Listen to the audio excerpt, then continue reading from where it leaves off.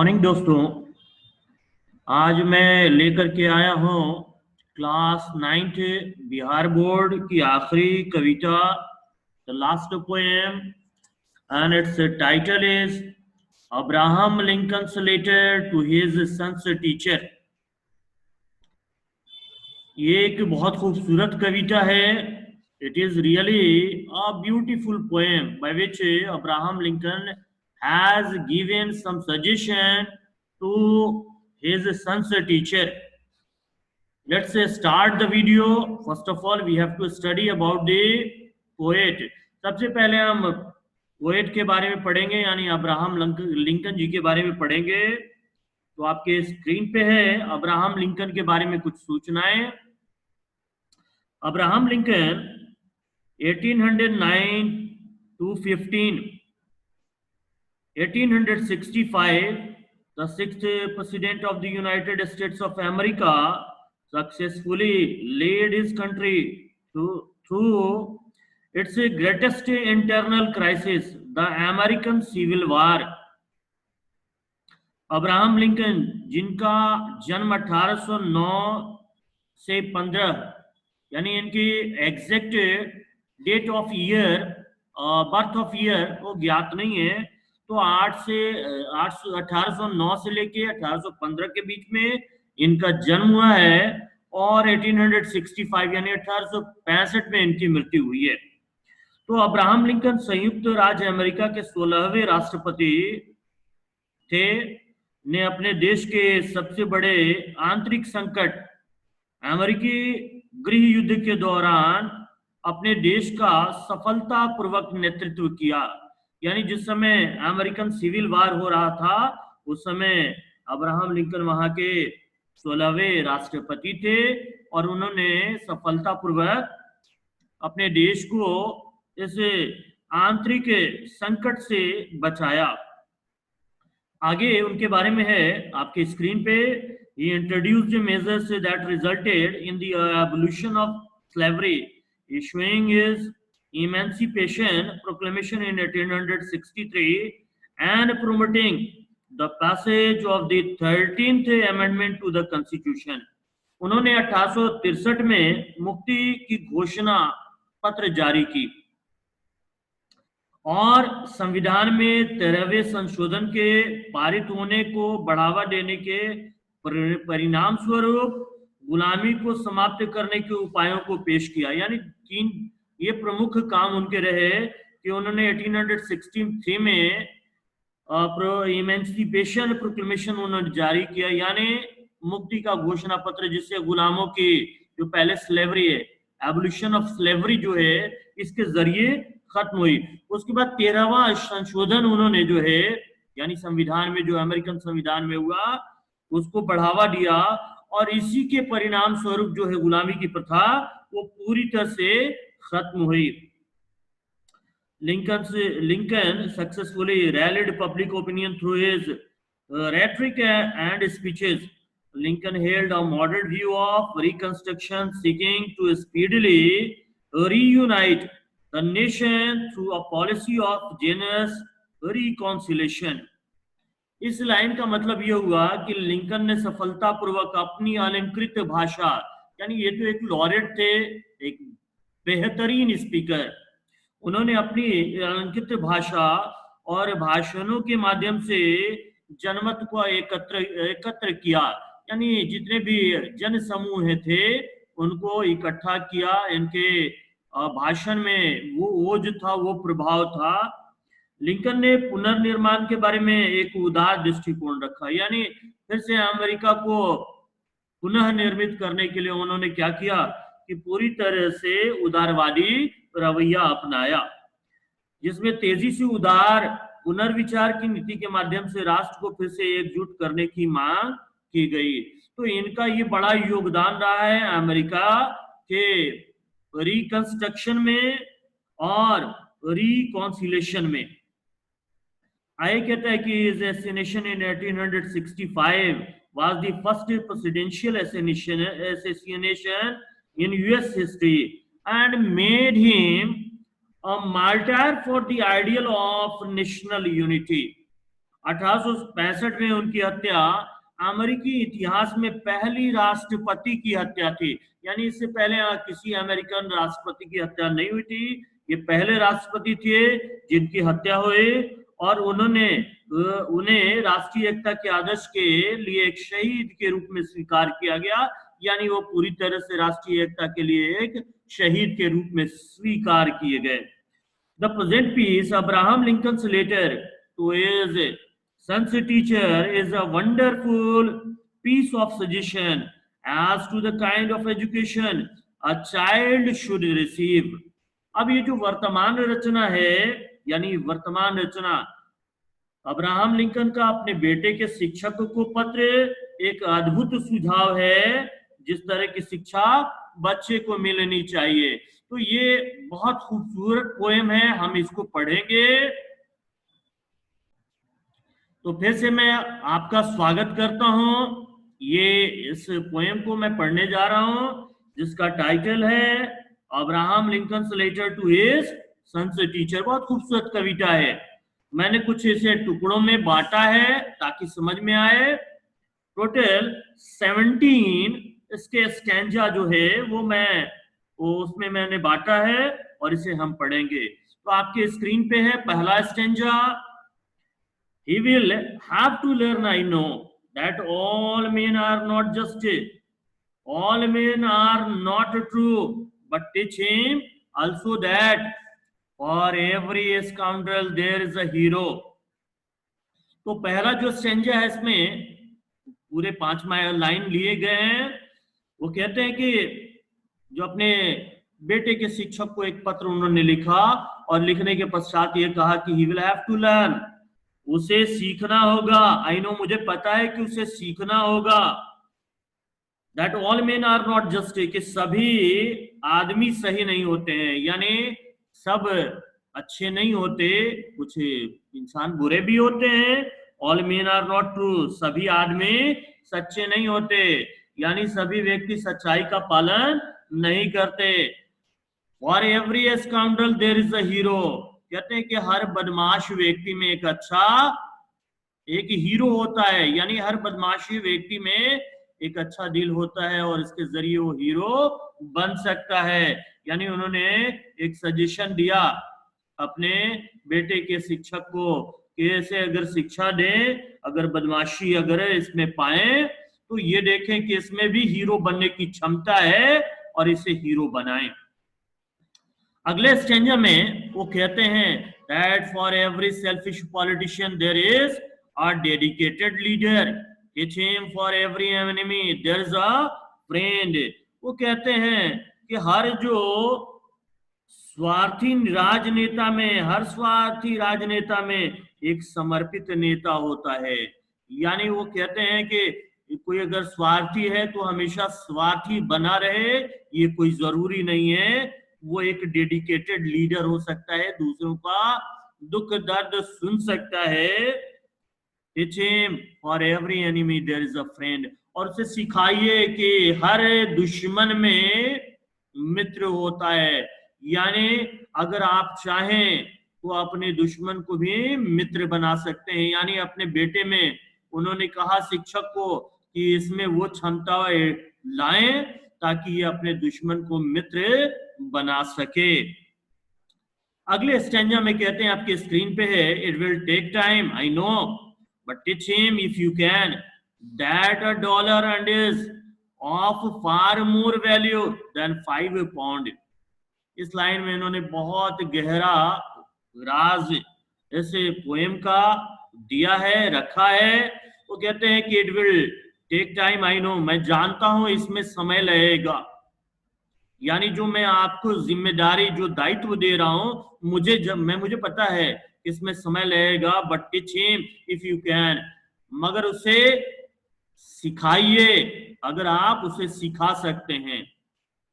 That a dollar earned is of far more value, कि कमाया गया जो $1 है वो 5 पाउंड की एक धनराशि जो जमीन पे पड़ी हुई है, गिरी हुई है या किसी से उधार में मिली हुई है, वो कहीं ज्यादा महत्व रखता है। इसको आप ऐसे अगर भारतीय परिदृश्य में देखें तो we can easily say that a single rupee earned is of far more value than 500 rupees।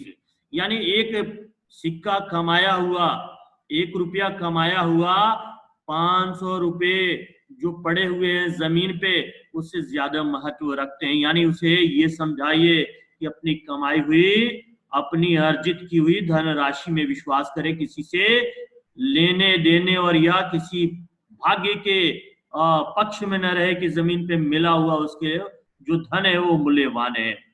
अगले स्टेंजा में कहते हैं कि teach him to learn to lose and also to enjoy winning, steer him away from envy if you can, teach him the secret of quiet laughter.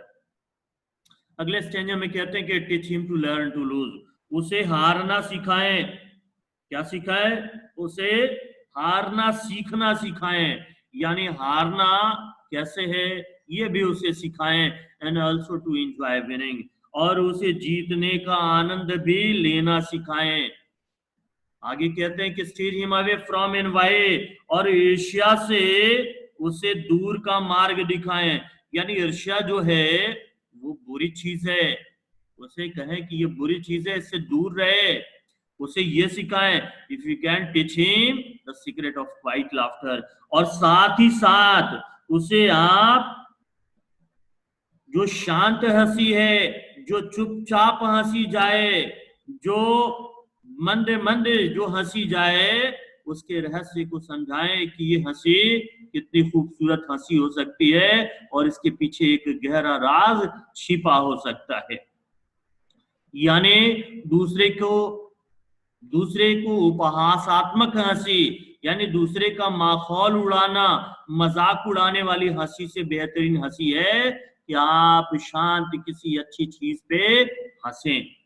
आगे कहते हैं कि let him learn early that the bullies are the easiest to lick. आपके screen पे है, देखिएगा, ये कहते हैं कि उसे सीखने दें जल्दी, यानी इसे जानना चाहिए, जल्द से जल्द उसे जानना चाहिए। The bullies are the easiest to lick, यानी बुलीज का मतलब होता है जो धौंसिए जिसको कहते हैं, गुंडे जिसको कहते हैं, या बदमाशी कहते हैं, वो सबसे आसानी से तलवे चाटने लगते हैं। यानी अगर थोड़ी सी भी अगर उन पे दबाव पड़े तो ये सबसे जल्द जमीन पे अपने सर को किसी के कदमों पे अपने नाक को रगड़ने के लिए तैयार हो जाते हैं। तो ये उसे बताएं कि पुलिस बनना भी अच्छी चीज नहीं है।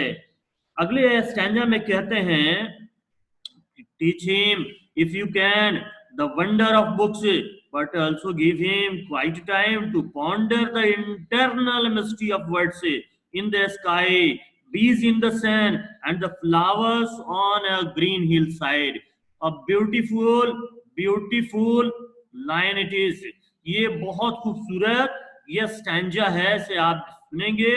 Teach him if you can, उसे सिखाएं अगर आप सिखा सकते हैं। द वंडर ऑफ बुक्स, जो पुस्तकों के चमत्कार हैं, जो उनके राज हैं, जो उसके आश्चर्य हैं, वो बताएं। लेकिन साथ में but also give him quiet time, मगर उसको काफी पर्याप्त समय दें। To ponder the internal mystery of birds, ताकि वो चिंतन करे, मनन करे, जो अनंत रहस्य है, जो शाश्वत रहस्य है किसके, और बर्ड्स इन द स्काई, आसमान में उड़ते हुए पंछियों के, बीज इन द सन, और जो धूप में जो उड़ते हुए जो मधुमक्खियां हैं उनके, and the flowers on a Green hill side, और हरे भरे फूलों से भरे पहाड़ी के जो अनंत रहस्य हैं उसको चिंतन करे। उसे उतना पर्याप्त समय दें। यानी उन्होंने कहा कि नॉट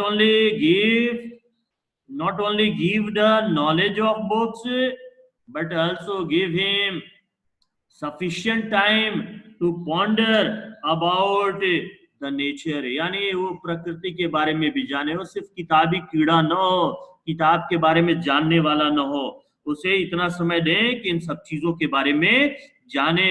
अगले स्टैंजा जो आपके स्क्रीन पे है, यानी 7th स्टैंजा, उसमें कहते हैं कि in the school teach him that it is far honorable to fail than to cheat।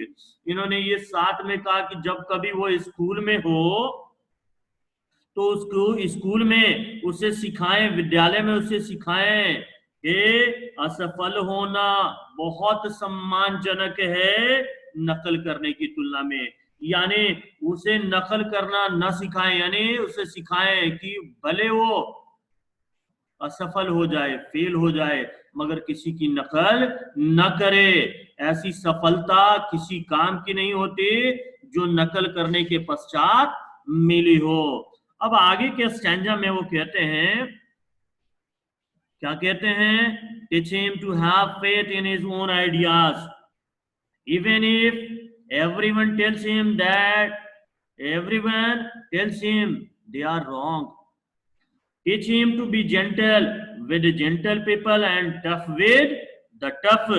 ये भी उन्होंने बहुत खूबसूरत जो है उन्होंने लाइन्स इसमें कही हैं। उसे teach him to have faith, उसे विश्वास रखना सिखाएं, उसे ये सिखाएं कि उसे अपने पे विश्वास करना चाहिए, हिज ओन आइडियाज, और अपने विचारों पे विश्वास रखना चाहिए। Even if everyone tells him, यहाँ तक कि हर कोई उसे बताए दे आर रॉन्ग, कि वे गलत हैं। क्या गलत हैं? विचार गलत हैं। जब सारी दुनिया अगर कहे कि उसके विचार गलत हैं, उसे विश्वास रखना चाहिए कि उसके विचार जो हैं वो गलत नहीं है। Teach him to be gentle, और साथ में उसे अच्छा व्यवहार करना सिखाएं। Teach him to be gentle, यानी भद्र होना सिखाएं विद जेंटल पीपल, जो अच्छे लोग हैं उसके साथ अच्छा रहना सिखाएं। यानी इस लाइन में कहते हैं उसे अच्छा व्यवहार करना सिखाएं अच्छे लोगों के साथ। एंड टफ विद टफ, और जो बुरे लोग हैं, जो सख्त लोग हैं, उनके साथ वो सख्ती से पेश आए, उसे ये भी सिखाइएगा। यानी यहाँ पे वो निवेदन करते हैं, आदेश करते हैं और कहते हैं कि उनके बेटे को इस तरह की शिक्षा दी जाए ताकि अपने विचारों में विश्वास रखे और साथ में वो भिन्न भिन्न लोगों से भिन्न भिन्न तरह की बिहेवियर रखे, यानी भिन्न भिन्न तरह का वो उनके साथ व्यवहार करे। अगले स्टेंजा में कहते हैं कि try to give my son the strength not to follow the crowd when everyone is getting on the bandwagon. आज के परिदृश्य में ये बहुत खूबसूरत सी लाइन है। वो कहते हैं कि ट्राई टू गिव माई सन, मेरे बेटे को देने की कोशिश करें, यानी ऐसी शिक्षा देने की कोशिश करें। The strength not to follow the crowd, यानी शक्ति भीड़ का अनुसरण करने में नहीं है, यानी जो ताकत है वो किसी भीड़ के पीछे पीछे चलने में नहीं है।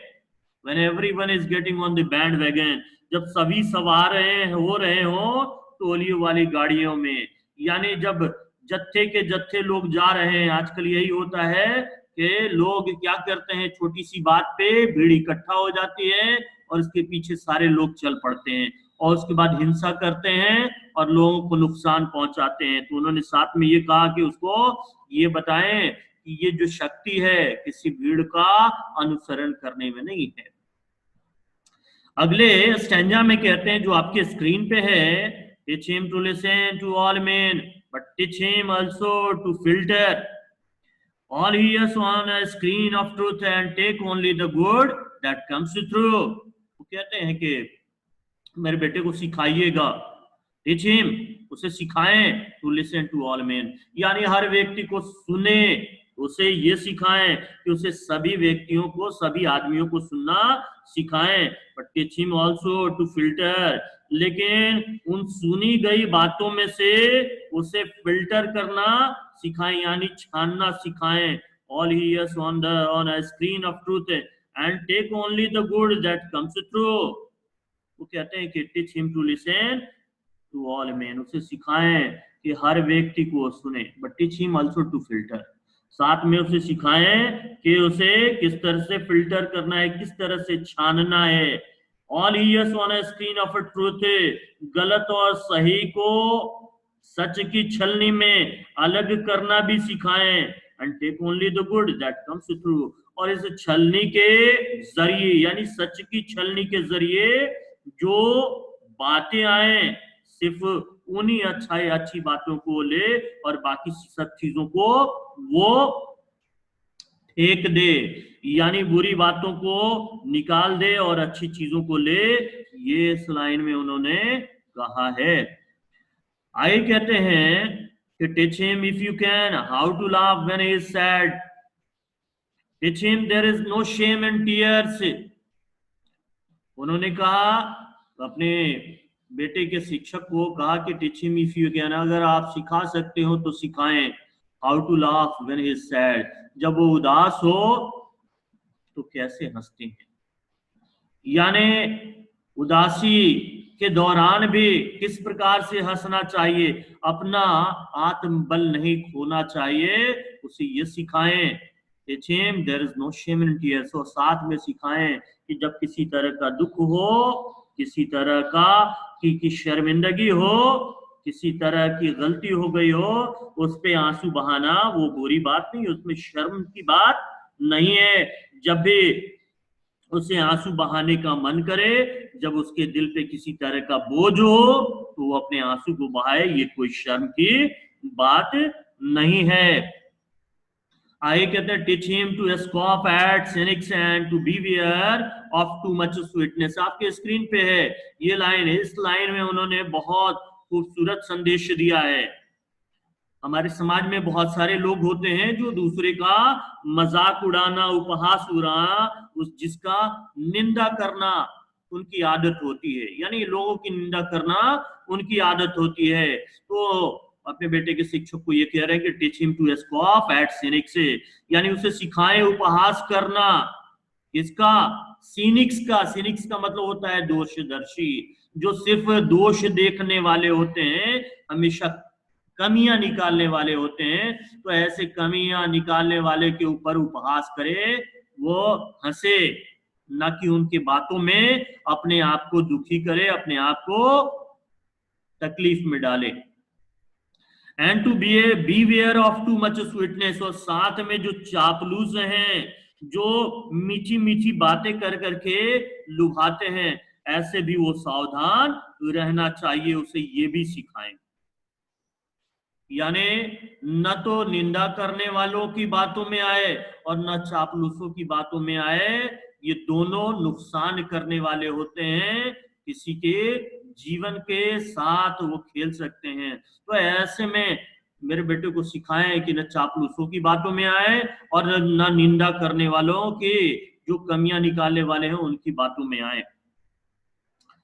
आइए कहते हैं कि टीच हिम, आपके स्क्रीन पे है, teach him to sell his brown and brain to the highest bidders but never to put a price tag on his heart and soul. इस लाइन में उन्होंने कहा कि teach him to sell his brown. Brown का मतलब होता है muscle, यानी अगर कहें कि ताकत, अगर हम कहें तो बुरा नहीं है, यानी teach him to sell his brown, कि वो अपने बाहुबल मेहनत को बेचना उसे सिखाएं। एंड ब्रेन, और बुद्धि को भी, टू द हाईएस्ट बीडर से, सबसे ज्यादा उच्चतम बोली लगाने वाले जो हैं, उनको अपनी मेहनत और अपनी बुद्धि जो है वो दे, उसे बेचना सिखाएं। But never to put a price tag on his heart and soul, मगर कभी भी अपनी आत्मा, अपने हृदय पे किसी तरह का प्राइस टैग ना लगाए। यानी वो उन्होंने कहा कि ये बेचने वाली चीजें नहीं है, ना तो आत्मा को बेचना चाहिए और ना ही अपने दिल को बेचना चाहिए।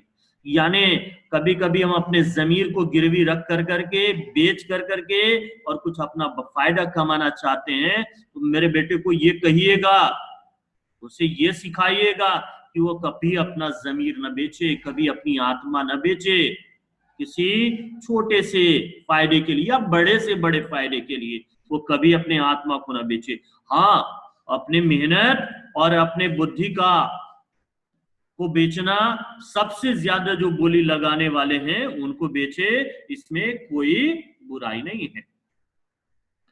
अगले स्टेंजा में वो कहते हैं जो आपके स्क्रीन पे है, teach him to close his ears to a howling mob and to stand and fight if he thinks he is right.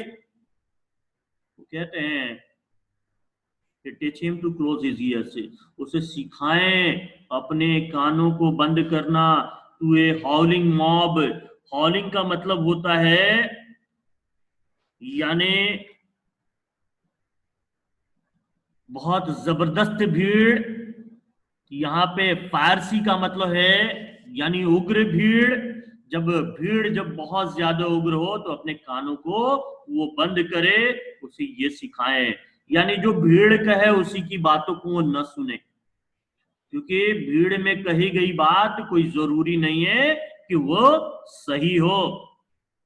तो ये कहते हैं teach him to close his ears, कि अपने कानों को बंद करना उसे सिखाएं, टू ए हॉलिंग मॉब, यहां जहां गंभीर उग्र भीड़ हो उसके लिए, because only the test of fire makes the fine steel. कहते हैं teach him to close his ears to a howling mob and to stand and fight, और खड़ा होना और लड़ना, if you thinks he is right, यानी भीड़ सामने हो तो अपने कानों को बंद रखे मगर खड़ा रहे, अनफाइट और लड़े, if it thinks is right, अगर वो सोचता है कि वो सही है, भीड़ सामने हो कोई फर्क नहीं पड़ता, अगर वो सही है तो खड़ा हो और डट करके लड़े। अगला स्टेंजा जो है आपके स्क्रीन पे, बहुत खूबसूरत स्टेंजा है ये, treat him gently but do not cuddle him because only the test of fire makes a fine steel। वो कहते हैं कि उसके साथ अच्छा व्यवहार करें, नम्रता पूर्वक जो नम्र व्यवहार है वो करें, but do not cuddle him. Cuddle का मतलब होता है गले लगाना, गले से चिमटा लेना। यहाँ कहते हैं कि ट्रीट हिम जेंटली, उसके साथ अच्छा व्यवहार करें, भद्र वाला व्यवहार करें, but do not cuddle him, मगर उसके साथ लार प्यार और दुलार न करें, उसे अपने गले से न चिपकाएं। Because only the test of fire makes fine steel, क्योंकि जो आग की कसौटी होती है, यानी जो चीज आग की कसौटी पे खरा उतरता है उसी के जरिए से फाइन स्टील बनता है। Because only the test of fire makes the fine steel, क्योंकि आग में डाला गया हुआ ये जो लोहा आयरन होता है उसी के जरिए से फाइन स्टील बनता है।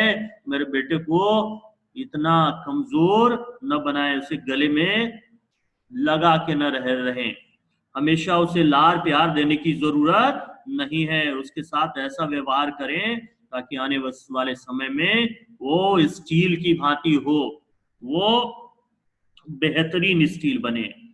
अगले स्टेंजा में कहते हैं let him he have the courage to be impatient, let him have the patience to be brave.